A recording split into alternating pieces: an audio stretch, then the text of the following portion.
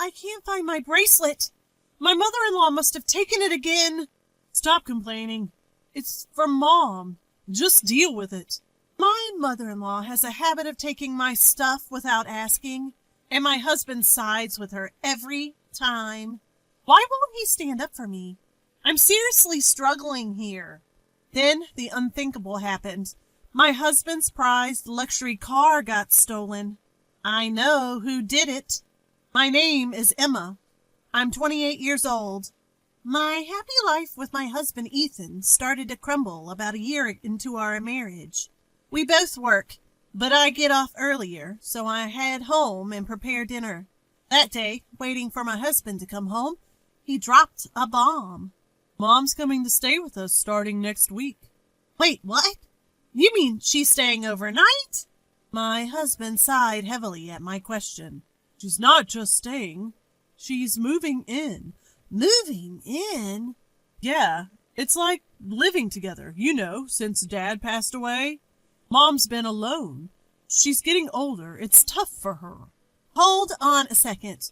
You can't just decide this. We have our own lives, too. At least give me some time to think. Despite my plea, my husband just grinned and brushed it off. It's fine. It's fine. Mom wants to feel secure, so she just wants to live with us. I get that she might feel lonely and insecure, but you made this huge decision without consulting me. Couldn't you at least have told me? Why do I need to report every little thing to you? She's my mother. That's exactly the point. She's your mom, not mine. I have to make all sorts of adjustments, What are you so mad about? Anyway, it's settled. Deal with it. Wait, hold on. Ignoring me, my husband walked out of the room. Left behind, I felt my frustration growing. How could he make such a big decision about us living together without even consulting me? I still have to make adjustments no matter what. Ethan doesn't lift a finger around the house and acts like it's no big deal because she's his mom. We've tried talking it through several times, but all he says is, "It's already been decided," shutting down any conversation. Sure enough, next week, his mother-in-law, shows up at our house just like it was planned. If mother-in-law was a normal person, I wouldn't be so against living together. But every time I see her, she makes snide remarks and bullies me. That's exactly why I can't fathom living with her and only go to her house when absolutely necessary.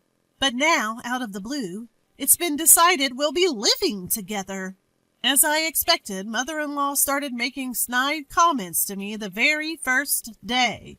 "Emma, don't you know I was coming today? There's trash in the corner of the room." "I'm sorry, I was working today, so I didn't have time to clean." Excuses. Couldn't you have cleaned up after work? But then I wouldn't have time to prepare dinner. Oh, for heaven's sake, stop talking back. How do you even manage being Ethan's wife? Be more efficient. I'm sorry. 10 minutes in our home, and it's already like this. I'm really worried about what's to come. From that day on, mother-in-law's oppressive behavior escalated and constantly stressed me out. One day I came home from work, and mother-in-law greeted me with a huge smile, saying, "Welcome home." I usually don't get this kind of greeting, so it was eerie. Then I noticed something shiny around mother-in-law's neck. Wait, is that necklace? It looked similar to what I owned. Having a bad feeling, I rushed to my room and checked my jewelry box. My suspicion was correct. I immediately headed to the living room and confronted mother-in-law, who was sitting there leisurely. "Mother-in-law, that necklace. It's mine, isn't it?" "Oh, you finally noticed. It suits me, don't you think?" I lost my cool with her shameless reply. "What are you talking about? Stop using my stuff without permission." "What's the big deal? It's not like it's going to be used up or anything." "That's not the point." "Stop complaining and get dinner ready. Ethan will be home soon." Even as I prepared dinner, my mother-in-law continued to interfere, ratcheting up my stress levels. That night, I couldn't take it anymore and decided to talk to my husband. Hey, Ethan, can we talk? What's up? Today I caught mother-in-law wearing my necklace without asking. Oh? So? So? Do you get it? She went into my room, opened my jewelry box, and basically stole it. Stole? Aren't you exaggerating? Exaggerating? How am I exaggerating? Calm down. I'm sure Mom didn't mean any harm. Anger welled up in me at my husband siding with mother-in-law. Holding back from raising my voice, I kept making my point. You're saying it's okay to go into someone's room without permission and take their stuff? A normal person would at least say sorry. Well, Mom just saw something nice and took it. That's not the point, Ethan. You need to talk to her. What, me? Of course you. Mother-in-law disrespects me. Telling her off won't do anything. So you, her son, need to do it. Fine. I'm counting on you, okay? Despite my emphasis, it seemed my husband forgot by the next day. I shot him a few dirty looks, but he never confronted mother-in-law. Since then, mother-in-law started using my stuff without asking. In other words, she borrowed without permission. No matter how much I complained, she didn't listen. Plus, there are no locks on the doors in this house, so telling her off will be pointless unless she changes her ways. If this continues, I'll end up losing my belongings. I have to put a stop to mother-in-law's behavior. I need to come up with some sort of plan. Then, one day, an incident occurred that I absolutely couldn't forgive. What? It's gone! How could this happen? Today I had plans to meet up with a friend and wanted to wear my late mother's bracelet for the occasion. It's a precious item, so I never keep it in the jewelry box. Instead, it's stashed deep in my desk drawer. And yet, it's missing. The only person who could have taken it is my mother-in-law. When I confront her sternly, she casually admits to the theft. Oh, that bracelet? I just borrowed it. Borrowed it? Then give it back right now. I need it. I can't do that. Why not? Because I sold it. What? You sold it? Is this some kind of joke? Who sells someone else's belongings? Though rattled, I fought back. Enough with the jokes. Give it back now. It's no lie. By the way, most of the things I've borrowed from you, sold those too. What on earth are you thinking? As I argue with my mother-in-law, my husband Ethan, who just woke up, joins us. Ethan, listen to this. In a rush, I explain the situation. Your mom sold my bracelet. Bracelet? The one that belonged to my late mom. Plus, she's been selling off most of the stuff she's borrowed from me without my permission. Mom, is this true? Faced with the question, my mother-in-law sticks out her tongue in a mock gesture. I'm on a fixed income, you know. I don't want to be a burden, but I can't make ends meet without a little extra cash. You've got to be kidding. What gives you the right? Don't get so mad. I didn't mean any harm. Mean any harm? If you meant no harm, you wouldn't be selling and stealing other people's stuff. That's because. Where did you sell it? Buy it back right now. At that moment, my husband yelled, Enough is enough! He was glaring, not at his mom, but at me. Confused, I questioned him. Why are you yelling at me, Ethan? Your mom took my bracelet without asking. Be quiet. I did it for Mom. Stop complaining. For Mom? Are you kidding? Why do I have to give up my cherished items for her? Because it makes Mom happy. She's your mother-in-law. Show some respect. Just do as you're told. I snapped right then and there. I couldn't take it anymore. Not his thieving mom, and not Ethan taking her side. I can't go on living with people like this. Fueled by rising hatred, I shouted back. That's it. If you're not going to return it, let's get a divorce. What? Quit joking about divorce. I'm not joking. I am dead serious. Fine, whatever. I'll get the divorce papers today. Good. If you're going that way, I have no problem with it. Amidst our argument, his mom had a look of satisfaction on her face. She never liked me. Her real goal was likely to get me out and have this house to herself and her son. That night, my husband came home and handed me the filled-out divorce papers. After signing them, I began to pack. I'll pick the right moment to leave. That's what I decided. The next day, during my work break, I checked my phone and found multiple missed calls from my nearby living sister, Sophia. Something must have happened.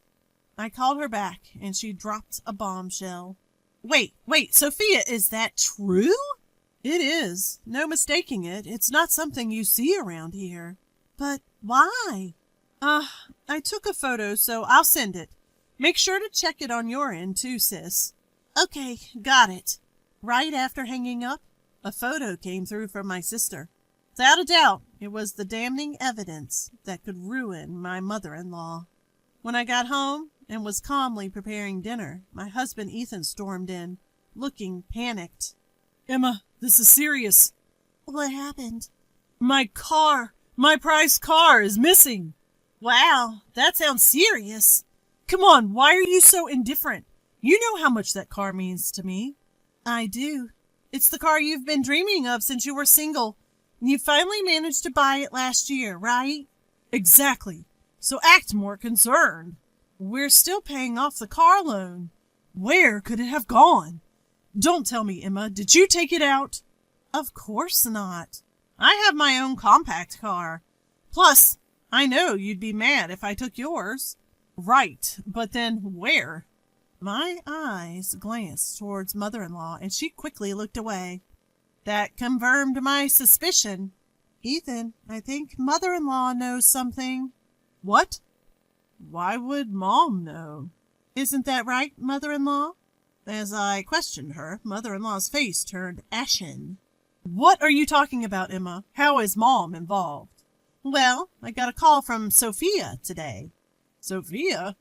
She happened to be out shopping and saw mother-in-law driving your car. What? That car's a foreign model, and it's blue, so it's pretty recognizable around here. Sophia said that she even recognized the license plate. Wait! Hey! What's going on here? Ethan, now red in the face, confronted mother-in-law. Mother-in-law started stammering her excuses. No, Ethan, I just borrowed the car for a little bit.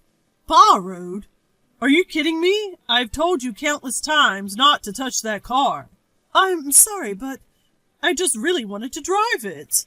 What the heck did you do with the car, then? Did you leave it somewhere? No, that's not it. But I did leave the keys in the ignition. Someone from the neighborhood must have stolen it. Stolen? Are you kidding me? I swear I drove the car all the way home. I'm not lying. I showed mother-in-law a photo to put her in her place. Is this why you're lying, mother-in-law? Because you wrecked the car like this? What the? Emma? How did you get that picture? The photo I showed her was sent to me by my sister, Sophia. It clearly showed mother-in-law driving a badly damaged luxury car. My sister took this just in case and sent it to me. You took Ethan's car and ended up damaging it so much that you couldn't drive it back, could you? No, that's not. So where's the car? Besides, if someone from the neighborhood had stolen it, someone would have noticed, right? Well, you see, my husband started shaking next to me and yelled at mother-in-law with a fierce look on his face. Are you kidding me? You damaged my car and then what? Give it back now. Calm down, Ethan. How can I be calm? You're paying for the repairs, got it? That's impossible. I've already sold the car. Sold it? That's not possible. The car's in my name. I found a dealer that said they would buy any car. They said I could even sell it as proxy. So I sold it for $4,000. What? 4,000? The luxury car my husband bought would easily go for hundreds of thousands, even if sold now. Mother-in-law was fooled by some sketchy dealer who didn't know the car's worth and got ripped off. When my husband found out, he was livid and yelled at mother-in-law like never before. You've got to be kidding me. Do you know how much that car meant to me? I'm sorry, Ethan. You better make it right. I'll give you back the 4,000, so please forgive me. 4,000 isn't even close to enough. Get out! My husband forcefully kicked his mother out and locked the front door. He turned to me, defeated, and mumbled, I never thought Mom could be so toxic. I'm sorry for not taking your side before. It's about time you got it. Don't worry, I'm over it. Now that she's gone, let's live happily together again. Excuse me? No, we won't. What? I want a divorce. Instantly, his face turned pale, and he clung to me. Hold on a second. I already kicked Mom out. Why divorce now? Don't you get it? I'm fed up with you, too. My decision to divorce stands. I have no intention of mending things at this point. You've sided with your mom so many times. That's unfair. You're being too harsh. Harsh? You've got some nerve. You did nothing when I needed help. You're so self-centered. I despise you just as much as I despise your mother. My feelings will never change. Emma, calm down. Shut up. All of this happened because you decided to live with her. Reflect on that. I will never forgive you. What happened with the car? You got what you deserved. Serves you right. What? You feel that way? Of course. I hope you suffer double the mortgage on the house and the car. It's the punishment you deserve. You're going to have to take it as far as you can, you son of a bitch. I left him with those words and grabbed my packed bags on my way out. I headed straight to City Hall to file for divorce. I deleted all his contact info and cut ties completely. Later, I demanded compensation from my mother-in-law for selling my belongings without my permission. She reluctantly started working. With demands for car payments from her son, she's likely working for the rest of her life. My husband is left with house and car loans, and his life has changed significantly. He no longer goes on stress-relieving drives, spending his days off confined to the house. Hopeless case, both mother and son. Karma's a real thing. Serves you right. After all this, I moved to an apartment near my workplace. Now that I'm single again, I have more financial freedom, and life is much more peaceful. Since it's my day off, maybe I'll take a drive to the beach today. This is what freedom feels like. I plan to enjoy my new life to the fullest.